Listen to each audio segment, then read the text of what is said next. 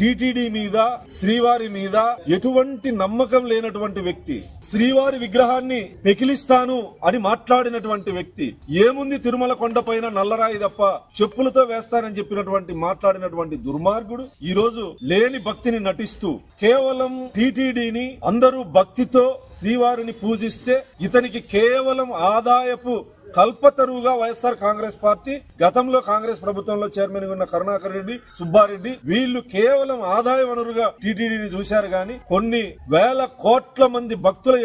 యొక్క నమ్మకమని గాని శ్రీవారి మీద భక్తి విశ్వాసాలు గాని నమ్మకాలు గాని లేనటువంటి వ్యక్తులు, విఐపి బ్రేక్ దర్శనాలు అమ్ముకున్నటువంటి వ్యక్తులు, అనేక అంశాల్లో అవకతవకలకు పాల్పడినటువంటి వ్యక్తులు, వీళ్ళకి శ్రీవారి మీద ఎటువంటి భక్తి లేదు, అక్కడ ఎటువంటి అభివృద్ధి చేసినటువంటి దాఖలాలు లేవు. తిరుమల టీటీడీని భ్రష్టు పట్టించిన చైర్మన్ ఎవరైనా ఉన్నారంటే కరుణాకర్ రెడ్డి గారు. కరుణాకర్ రెడ్డి గారి కొడుకు షాడో చైర్మన్ గా అక్కడ వ్యవహరించి క్యాంటీన్ల దగ్గర నుంచి వాటర్ బాటిళ్ల దగ్గర నుంచి అన్ని కుంభకోణాలు కేవలం ధనార్జనే ధ్యేయంగా టీటీడీని, వైఎస్ఆర్ కాంగ్రెస్ పార్టీలో కొంతమంది ఎమ్మెల్యేలు అడవుల్లో ఉన్నటువంటి ఎర్రచందనాన్ని అదేవిధంగా కొండపైన ఈ రెండు ఆదాయ వనరులుగా చూసినటువంటి దుర్మార్గులు ఎవరైనా ఉన్నారంటే కరుణాకర్ రెడ్డి గారు, వైసీపీ అప్పటి ప్రజాప్రతినిధులు అనే విషయం రాష్ట్ర ప్రజలందరికీ తెలుసు.